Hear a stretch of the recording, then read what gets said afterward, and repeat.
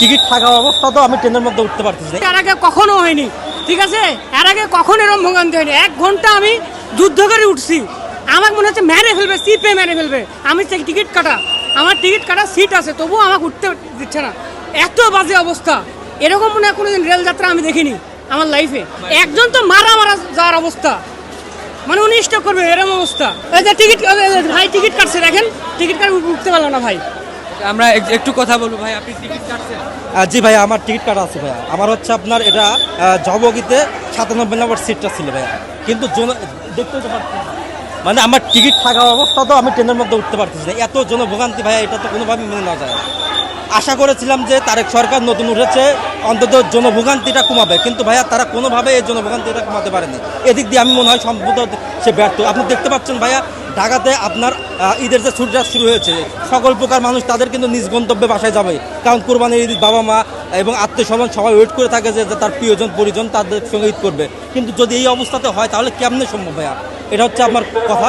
আর আমি আশা করব যে যেন এই অবস্থা দেখে সরকার কোনোরকম পদক্ষেপ গ্রহণ করে, যেন আগামীকাল থেকে ইনশাল্লাহ সুস্থ হ্যাঁ, আমার মনে হয় ট্রেনের সংখ্যা বাড়ানো উচিত এবং আপনার বগি অ্যাডজাস্ট করে দেওয়া উচিত। প্রতিটা ট্রেনের সঙ্গে আপাতত 3-4টা বগি অ্যাডজাস্ট করে দেওয়া উচিত, তাহলে আশা করা যায় কিছুটা হলে ভোগান্তি কমবে।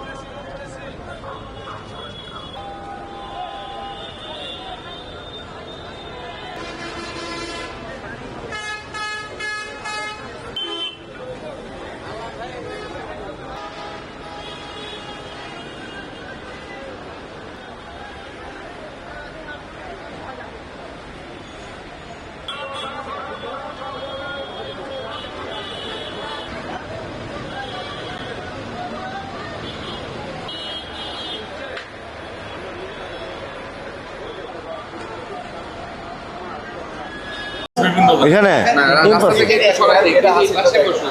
এই জিয়া এই অবস্থা কেন? না না, এই যে এটা নিচে থাকা ঠিক? এটা আমি তাদেরকে বলছি, আর ওই যে স্বেচ্ছাসেবক দলের যে সভাপতি আছে স্যার, আপনি তাকেও একটু যদি কঠোরভাবে বলেন, কারণ ওরা তো অনেক কিছুই মানতেছে না, পুরো জিনিসটা মানতেছে না, মানাই তো হবে। ফাইন করেন, লক্ষ লক্ষ টাকা ফাইন করেন, আর হলো ফোর সাইডে উঠে দেন। গরু কিনতে আইছো? এটা তো হইলো না। এটা তো আমি সব জায়গায় সুন্দর ব্যবস্থাপনা, এখানে এসে তো দেখলাম এটা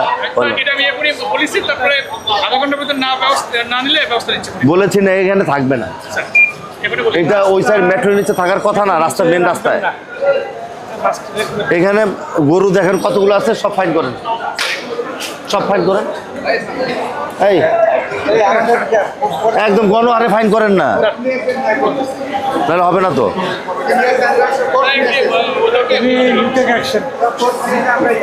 এটা এটা এটা